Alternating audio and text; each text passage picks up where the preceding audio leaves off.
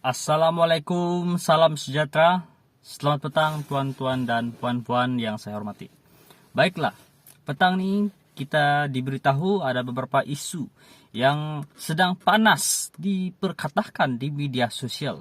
Antaranya adalah dikabarkan ahli majlis pimpinan tertinggi yang telah pun keluar parti itu menjadi petanda awal bersatu akan lebih bergolak selepas PRN nanti. Yang kedua, Sanusi kini dinasihat untuk kurangkan aktiviti kerana Sanusi kini disedari adalah liability. Dan yang ketiga bakal kita ulas pada petang ini, daripada polis Interpol membawa balik menantu Muhyiddin Yassin, lebih baik Muhyiddin Yassin sendiri bantu menantunya untuk serah diri. Baiklah, kita akan ulas pada isu yang pertama berkaitan dengan ahli MPT Bersatu yang membuat keputusan untuk keluar daripada Bersatu. Walaupun Muhammad Faiz Naaman bukan nama yang cukup besar dalam kepimpinan Bersatu, tetapi keputusannya untuk keluar parti adalah suatu petanda bahawa yang menunjukkan lebih banyak pergolakan akan berlaku selepas ini di dalam parti tersebut. Dalam pengumuman peletakan jawatan beliau sebagai ahli pimpinan tertinggi dan seterusnya keluar parti, beliau mendakwa Bersatu kini sudah terpesong daripada objektif awal penubuhannya yang kononnya untuk menggantikan parti UMNO.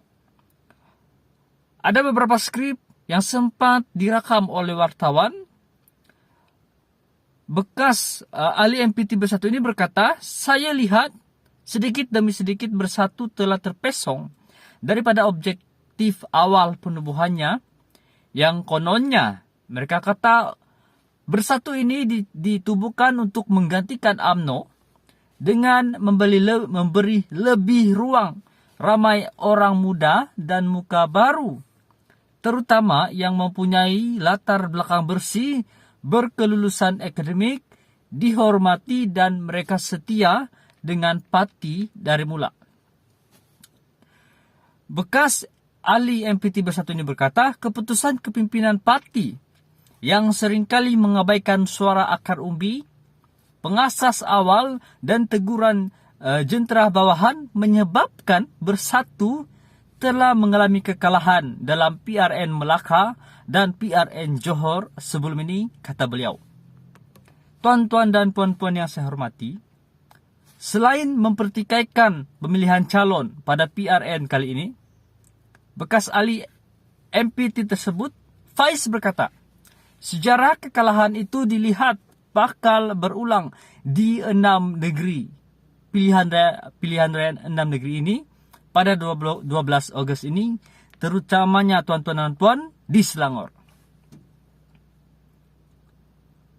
Faiz berkata pemilihan calon yang berat sebelah kepada pihak kartel tertentu serta calon bidan terjun yang baru dijadikan ahli parti hanya semata-mata untuk dipertandingkan di dalam PRN Selangor telah menyebabkan terjadi pemberontakan lebih kurang 9 bahagian Bersatu di Selangor ini hingga terdapat insiden membakar bendera PN secara terbuka sebagai tanda protes akar umbi terhadap percaturan jawatan kuasa pemilihan calon, katanya lagi. Dan kalau kita melihat daripada keputusan yang diambil oleh Faiz ini, ia boleh dianggap sebagai permulaan dan tidak perlu menunggu terlalu lama. Barangkali selepas berakhirnya PRN pada 12 Ogos nanti atau sebelum berlangsungnya pemilihan parti awal tahun depan, api dalam sekam yang selama ini tidak berbunyi pasti tidak dapat ditahan lagi, tuan-tuan dan puan-puan. Dan sejak beberapa ketika, kalau kita berjumpa dengan dan berbual dengan pemimpin-pemimpin Bersatu, luahan tidak puas hati dan kemarahan mereka terhadap parti adalah tajuk yang kerap sekali mereka luahkan. Seolah-olah perasaan mereka itu terlalu berbuku dalam hati.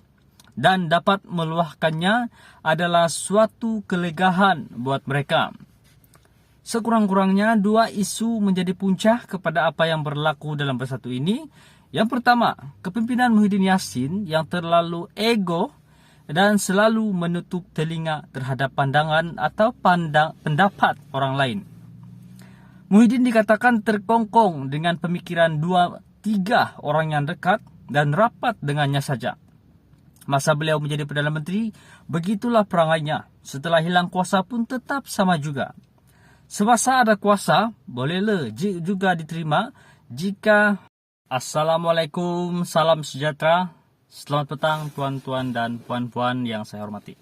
Baiklah, petang ini kita diberitahu ada beberapa isu yang sedang panas diperkatakan di media sosial. Antaranya adalah dikabarkan ahli majlis pimpinan tertinggi yang telah pun keluar parti itu menjadi petanda awal Bersatu akan lebih bergolak selepas PRN nanti. Yang kedua, Sanusi kini dinasihat untuk kurangkan aktiviti kerana Sanusi kini disedari adalah liability. Dan yang ketiga bakal kita ulas pada petang ini, daripada polis Interpol membawa balik menantu Muhyiddin Yassin, lebih baik Muhyiddin Yassin sendiri bantu menantunya untuk serah diri. Baiklah, kita akan ulas pada isu yang pertama berkaitan dengan ahli MPT Bersatu yang membuat keputusan untuk keluar daripada Bersatu. Walaupun Muhammad Faiz Naaman bukan nama yang cukup besar dalam kepimpinan Bersatu, tetapi keputusannya untuk keluar parti adalah suatu petanda bahawa yang menunjukkan lebih banyak pergolakan akan berlaku selepas ini di dalam parti tersebut.